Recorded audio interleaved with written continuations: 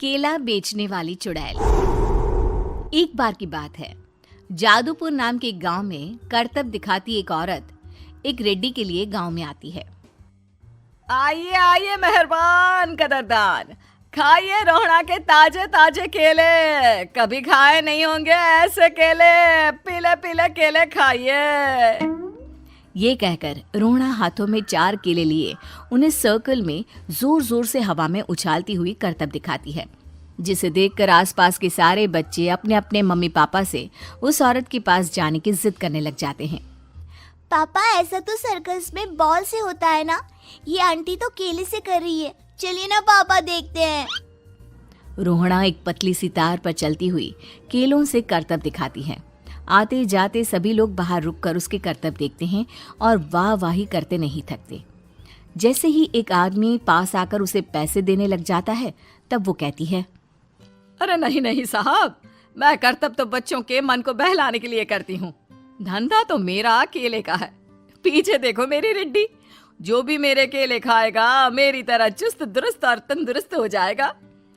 पता चलता है क्या कि मेरी उम्र 55 की है। अरे पर ऐसे ठंड के मौसम में कोई केला क्यों खाएगा? ये ऐसे वैसे केले नहीं है साहब, ये शरीर में गर्मी देते हैं। ठंड को दूर भगाए जो भी रोहिणा के केले खाए। पापा, अगर मुझे केले नहीं मिले तो मैं घर नहीं जाऊंगी। तभी उसके पापा कहते हैं कि बेटा, केले ठंड में कभी गर्मी नहीं देते। ये सब कहने की बातें हैं, सामान बेचने का तरीका है इनका।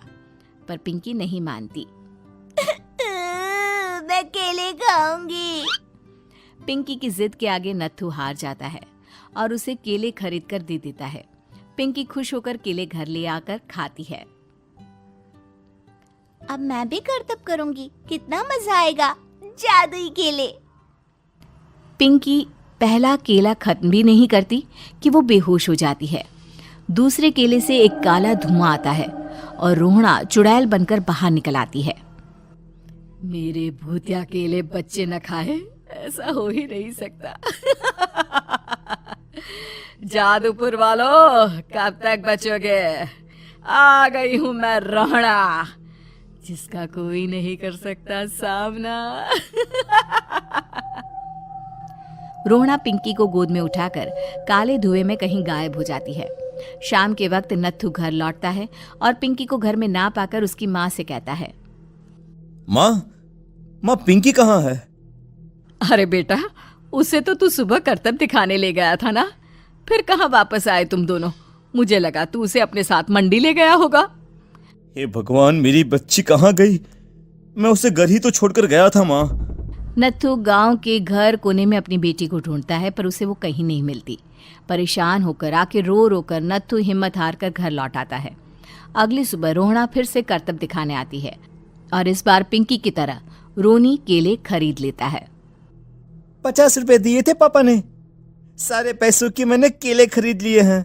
अब मैं भी आंटी की तरह ही करतबबाज बन जाऊंगा। यही सोचते हुए रोनी केले खाता है और पहला अकेला केला आधा खत्म भी नहीं करता कि चुड़ैल उसके सामने आ जाती है। मेरे साथ चलने का समय आ गया है रोनी। ये तो बस शुरुआत है। अब इस गांव के सारे बच्चे धीरे धीरे मेरे कब्जे में होंगे, एक बच्चा भी नहीं बचेगा। ये कहकर रोना रोनी को गोद में लेकर काले धुएं में अदृश्य हो जाती है। इसके बाद हर रोज गांव में से कोई ना कोई बच्चा गायब होता, पर ऐसा क्यों हो रहा है किसी को भी समझ में नहीं आ पा रहा था। रोज की तरह अपनी बेटी पिंकी की तलाश में नत्थू गांव के एक तालाब के पास बैठा रो रहा था। कहाँ गई मेरी पिंकी? शकुंतला के जाने के बाद एक वही तो मेरा सहारा थी। अरे उसकी आत्मा कोस रही होगी मुझे कि मैं अपनी बच्ची को संभाल भी नहीं पाया। नत्थू ये कहता हुआ रो ही रहा था कि तभी तालाब में से उसे शकुंतला की आवाज सुनाई देती है। कहाँ थी तुम शकुंतला? हमारी बच्ची और सारे गायब हुए बच्चे रोहड़ा के कब्जे में हैं। वो बच्चों को जो केले देती है उससे बच्चे बेहोश हो जाते हैं और उसके कब्जे में आ जाते हैं और वो उन्हें ले जाकर काली दुनिया में ले जाती है। पर वो ऐसा क्यों कर रही है? ये मैं नहीं जानती, पर उस दुनिया का रास्ता मैं आपको बता सकती हूँ। जहां ये नदी खत्म होती है वहां एक केले का पेड़ है, उसके नीचे एक दरवाजा है, वहीं से रास्ता जाता है उस दुनिया का। ये कहकर शकुंतला की आत्मा गायब हो जाती है। गांव के सभी लोग झुंड बनाकर उसी रास्ते से काली दुनिया में चले जाते हैं और वहां देखते हैं कि सारे बच्चे वहां काम कर रहे थे। पापा मुझे ले चलो यहाँ से। पापा पापा। सभी बच्चे अपने मम्मी पापा से लिपट जाते हैं। तो तुम लोग यहाँ तक आ गए?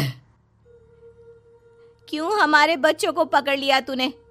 तुझे शिकार ही बनाना है तो ले, हम सब आ गए हैं, हमें खा ले। नहीं, मुझे बच्चे चाहिए। मेरे बच्चे के बदले तुम लोगों के बच्चे। क्या मतलब? मैं इसी गांव में रहने वाली एक औरत थी। केले की चोरी के इल्जाम में मेरे बेटे को गांव वालों ने इतना मारा कि वो मर गया।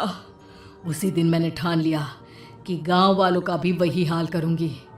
कुछ दिन बाद बेटे के चले जाने के दुख में मैं भी मर गई और मेरी भटकती आत्मा एक चुड़ैल बन गई। और फिर मैंने बदला लिया तुम सबके बच्चे छीनकर। बर्दाश्त नहीं कर पाए ना? सोचो मुझ पर क्या बीती होगी। हमें माफ कर दो रोना। पता नहीं ये किसकी गलती थी, पर हम सभी माफी मांगते हैं।